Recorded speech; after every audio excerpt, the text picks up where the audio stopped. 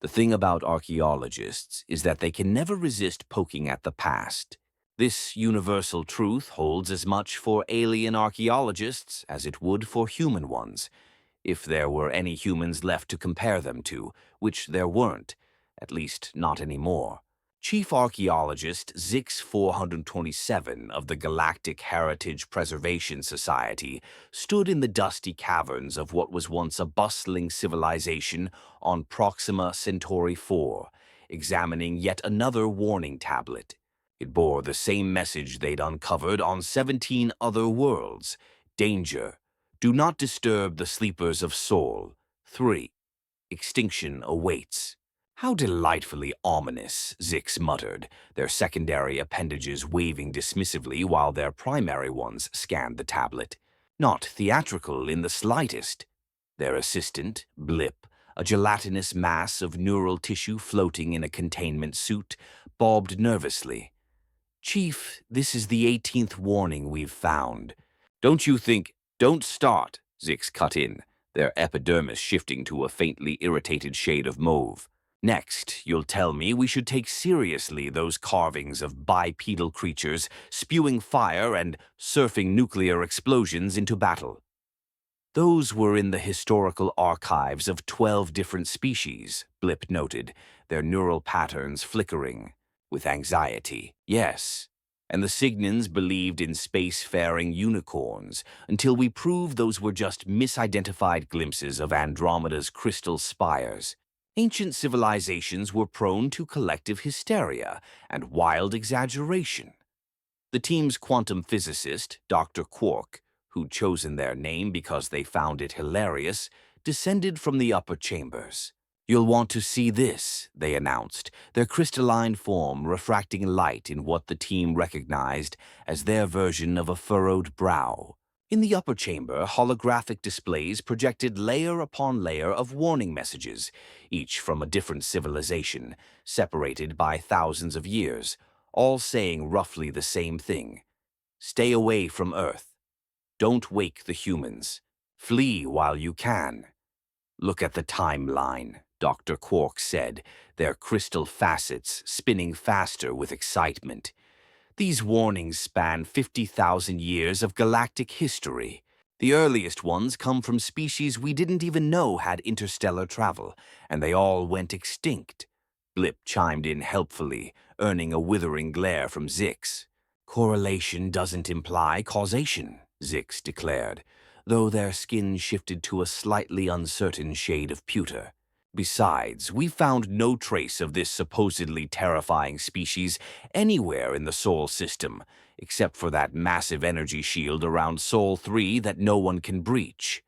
A natural phenomenon, Zix insisted, as Blip muttered, that perfectly aligns with planetary boundaries. The universe is full of coincidences, Dr. Quark's crystals chimed, possibly in laughter. Chief, I've run pattern recognition. The statistical likelihood of all these warnings being coincidental is about the same as you spontaneously collapsing into a quantum singularity while tap dancing. I don't even have legs, Zix pointed out dryly. Exactly.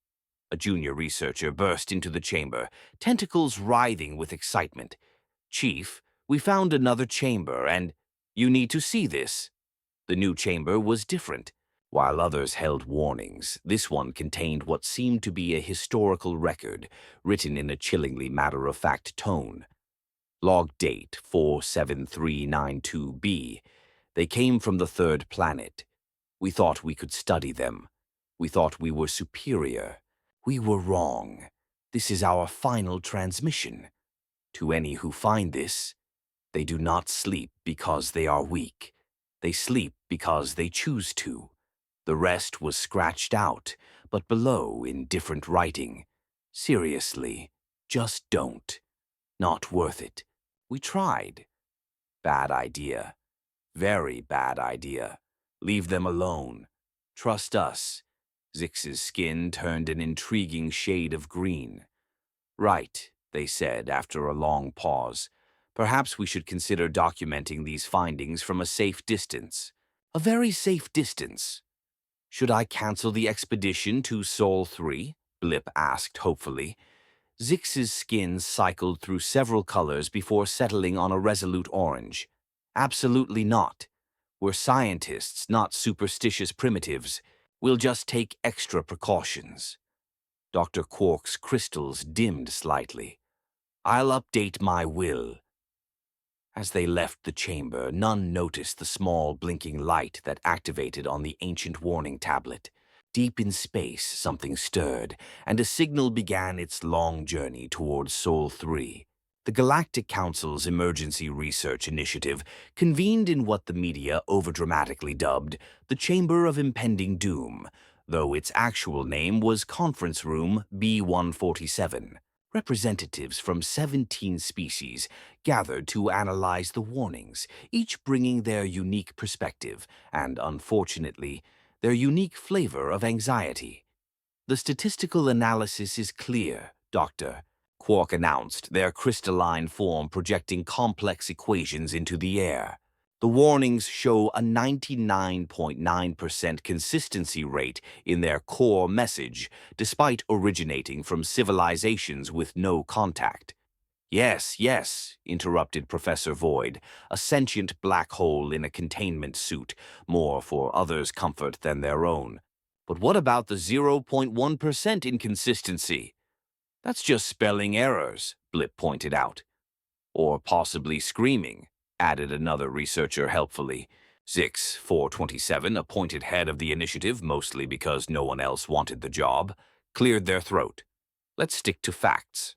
We have warnings spanning millennia, all pointing to Sol 3 as a source of extreme danger, yet our long-range scans show only a dormant planet shielded by an energy barrier of unknown origin. Unknown origin? Scoffed Dr. Nebula, a cloud of sentient gas. It's clearly artificial. It could be natural, Professor Void insisted, like my containment suit. You bought that at Space Walmart, Dr. Nebula retorted. The mathematics don't lie, Doctor, Quark interjected, their crystals resonating. The shield's energy patterns match descriptions in the warning tablets. It's designed to keep something in, or us out. The room erupted in nervous chatter with appendages, tentacles, and energy fields flailing wildly. Zix released a mild electromagnetic pulse to restore order. We must consider all possibilities, they said. Perhaps these humans were the galaxy's greatest pranksters, creating a planetary shield and scaring multiple civilizations into extinction. Blip's neural patterns formed the equivalent of raised eyebrows. Some people really commit to their jokes, Zix muttered defensively. Dr. Quark projected new findings. We've decoded more tablets. Listen, they turned nuclear accidents into power sources. They domesticated apex predators because they were fluffy. They invented something called coffee and became unstoppable. What's coffee? Someone asked. According to the tablets, liquid motivation made from roasted beans, Dr. Quark replied. They deliberately consumed it to alter their consciousness. The room fell silent. Right, Zix said finally. So we're dealing with a species that treats radiation like a pet, befriends predators, and drinks psychoactive bean juice. And they're sleeping by choice. Blip nodded. The tablets were very clear about that. A junior researcher raised a tentacle. I've analyzed their cultural artifacts. They had something called memes. I think they were psychological weapons. Show us, Zix commanded. The holographic display caused 3 researchers to faint, 2 to question their career choices, and 1 to laugh uncontrollably until their containment suit needed emergency venting. Well, Zix said, their skin cycling through undocumented colors, I think we can agree further research is needed, from a very, very safe distance. Or we could just leave them alone, like literally everyone warned, Blip suggested. The room fell silent as everyone considered this sensible idea. Then, like scientists across history, they unanimously ignored it. Prepare the research vessel, Zix ordered. In the background, Dr. Quark could be heard updating their will again, this time including their collection of rare quantum uncertainty principles. The research vessel, probably bad idea, named by a surprisingly prescient intern, emerged from hyperspace at the edge of the Sol system. The crew, representing the galaxy's finest minds, or at least those with the worst survival instincts, gathered on the bridge to witness their approach. Status report, Zix commanded, their skin maintaining a professional mauve despite growing unease. All systems nominal, reported the ship's AI, which insisted on being called Bob after discovering ancient Earth transmissions. Though my primary directive of crew survival strongly suggests we turn around immediately. Noted and ignored, Zix replied. Dr. Quark, what do our sensors show? The crystalline physicist sparkled with excitement. The energy readings are fascinating. The outer system is filled with dormant monitoring devices, invisible to standard scans. Then how do we know they're there? Blip asked nervously. They're blocking space they're not supposed to occupy, Dr. Quark explained as if this were obvious. That's impossible, Professor Void objected. You can't detect something by its absence. Apparently, humans didn't get that memo, Dr. Quark chimed cheerfully. Also, 3 of them just activated and are tracking us. The bridge crew froze. Don't worry, Dr. Quark continued, their facets spinning faster. They're probably just automated defenses, dormant for millennia. What's the worst that could happen? Please don't ask that, Bob interjected. My predictive algorithms are having a nervous breakdown. As they passed Jupiter, the sensors detected something else. A complex network of quantum-entangled particles spanning the solar system like a giant spiderweb, each strand humming with potential energy. It's beautiful, Dr. Quark whispered, their form refracting patterns across the bridge. They turned the entire solar system into a quantum computer. The processing power must be immense. But what's it processing? Blip wondered. Nothing. It's idle, like a computer in sleep mode, Dr. Quark replied. Professor Void's containment suit wobbled. They built a solar system-sized quantum computer and then took a nap. Look at this, a sensor operator called, tentacles trembling. We're picking up signals from Saturn's rings. They're not rings. They're a massive data storage system. What kind of data? Zix asked. It appears to be cat videos. Trillions of them. The bridge fell silent as everyone contemplated a civilization that turned a planetary ring system into a pet video archive. As they approached Mars, they encountered their first active defense system. A small, ancient satellite turned, scanned them, and transmitted, "Attention, visitor. You are entering a restricted zone. Humanity is currently unavailable. Please leave a message after the apocalypse." Well, that's reassuring, Blip muttered. The satellite scanned again and added, "Seriously, go away." Perhaps we should heed these warnings, Bob suggested hopefully. Nonsense, Zix declared, their skin betraying slight terror. We're too close to turn back. Look, we can see Earth's defense shield. The massive barrier around Earth shimmered with colors that defied normal space-time. Patterns emerged, complex equations solving themselves before vanishing. It's testing us, Doctor. Quark realized, their crystals vibrating. The shield isn't just a barrier, it's an intelligence test. Are we passing? Someone asked. A new message appeared across every display. Lowell. No. Did an ancient defense system just mock us? Professor Void asked incredulously. Before anyone could respond, sensors detected a massive energy spike from Earth's moon. The lunar surface shifted, revealing what had been hidden beneath its cratered facade. Oh, Zix said faintly, their skin turning a previously undiscovered shade of terrified. That's not good. In the background, Bob began composing the ship's epitaph, just in case. The moon, as it turned out, wasn't supposed to unfold like an origami nightmare. Yet here they were, watching humanity's favorite satellite transform into what could only be described as the galaxy's largest Swiss Army knife of doom. Fascinating design, Dr. Quark commented, their crystalline structure vibrating with excitement or terror. They hollowed out the moon and turned it into a multifunctional defense platform. The engineering alone. Not the time, several voices shouted.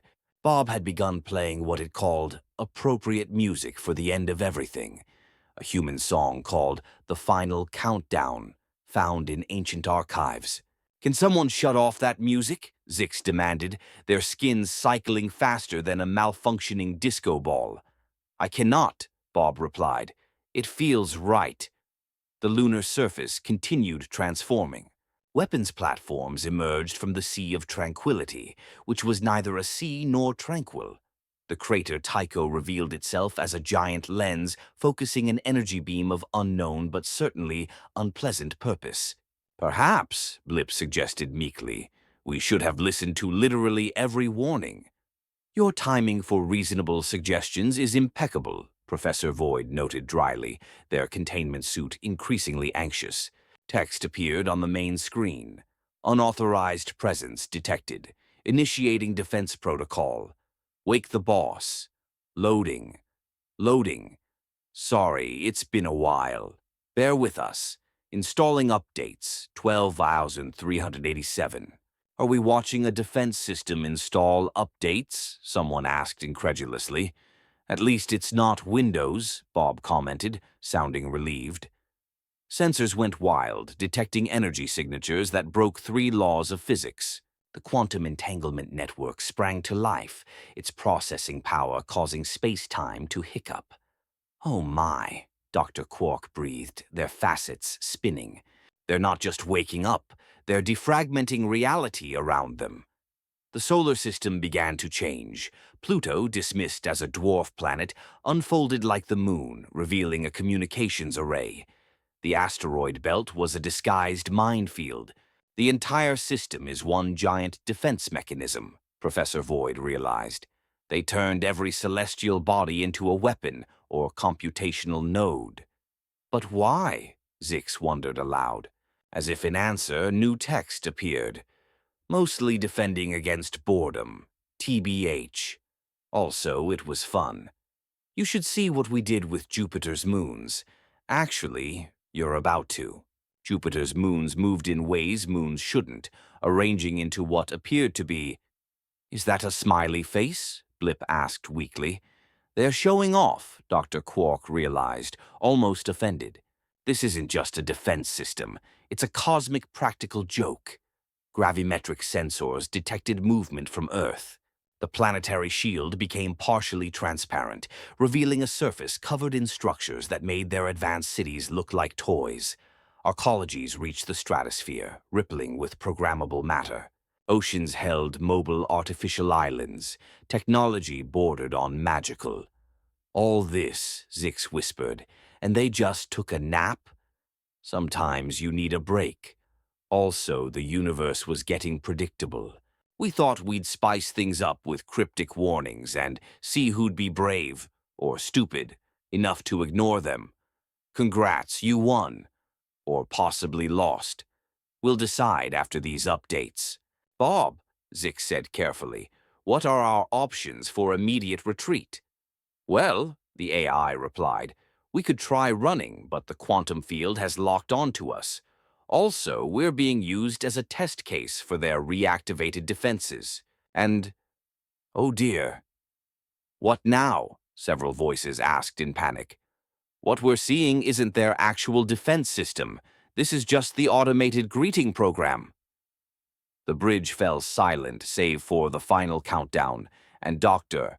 Quark updating their will, leaving everything to their favorite quantum probability. The probably bad idea hung in space, surrounded by increasingly active defenses as centuries of scientific understanding crumbled. The latest message wasn't helping. Updates complete. Initializing human consciousness upload. Brewing coffee. Priorities, you know. I've decoded more tablets, Blip announced, their gelatinous form quivering. You'll want to hear this. Could it possibly make this worse? Zix asked, their skin in a permanent state of panic pewter. The tablets aren't warnings about humanity's aggression or technology, Blip continued. They're about their creativity. Dr. Quark's crystals chimed in confusion. Creativity. That's what everyone feared. Humans had a unique ability to imagine things and make them real, whether they should or not. Usually not. Sensors detected movement from Earth. Massive structures rose from the oceans, not weapons, but entertainment complexes. Continent-sized theme parks emerged, their architecture defying physics for aesthetic reasons. They didn't sleep because they were tired, Professor Void realized, their containment suit vibrating with horror. They slept because they were bored. The universe wasn't interesting enough. New text scrolled. Ding, ding, ding.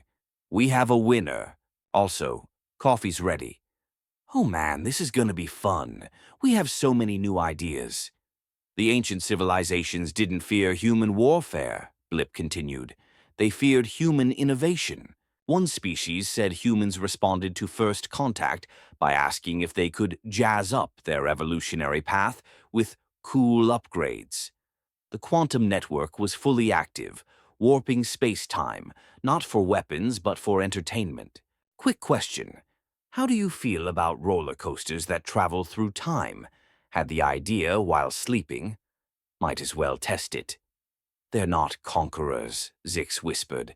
They're cosmic interior decorators with unlimited power and no impulse control. The moon, now transformed, projected movie trailers into space, previews violating physics and taste.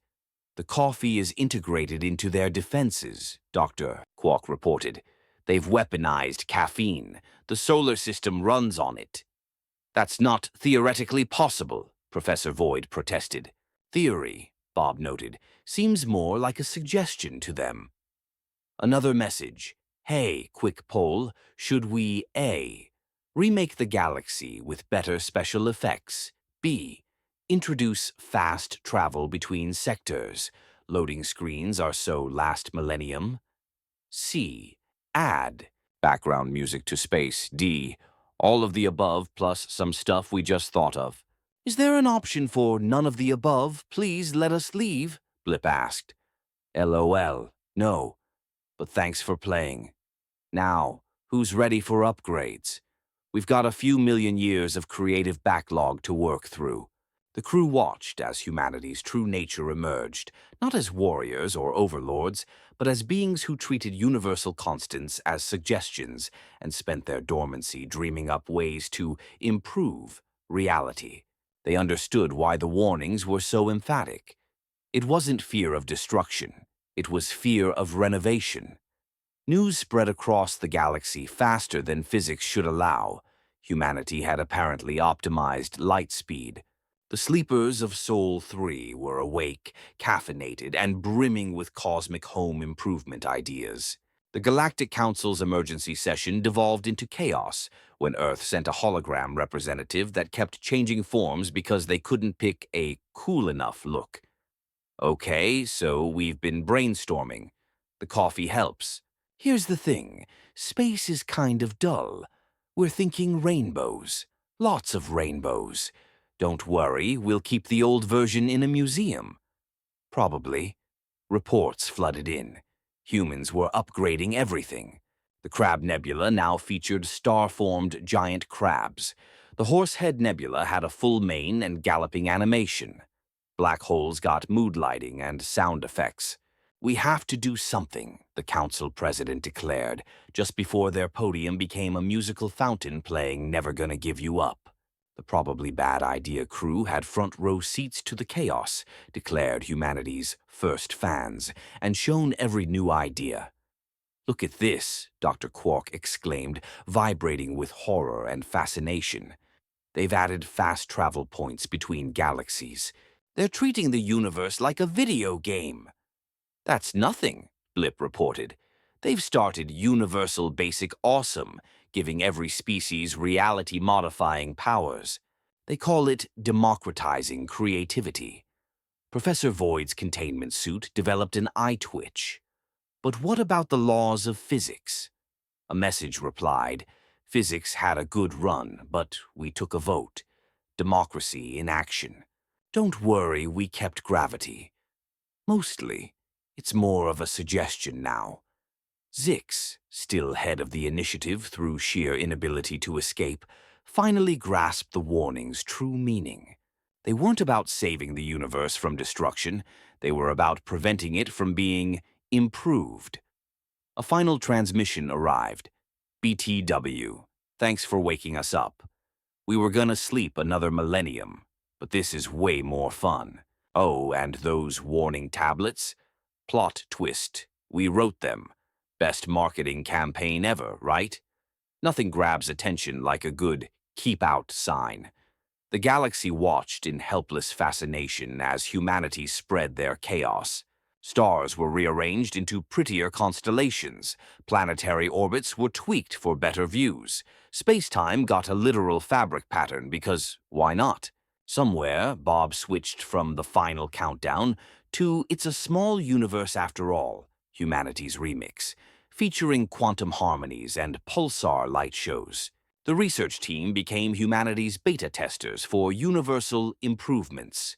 Their suggestions were ignored, but they got T-shirts reading, I woke up. Humanity and all I got was this reality-warping shirt. The shirts naturally defied physics, just because they could.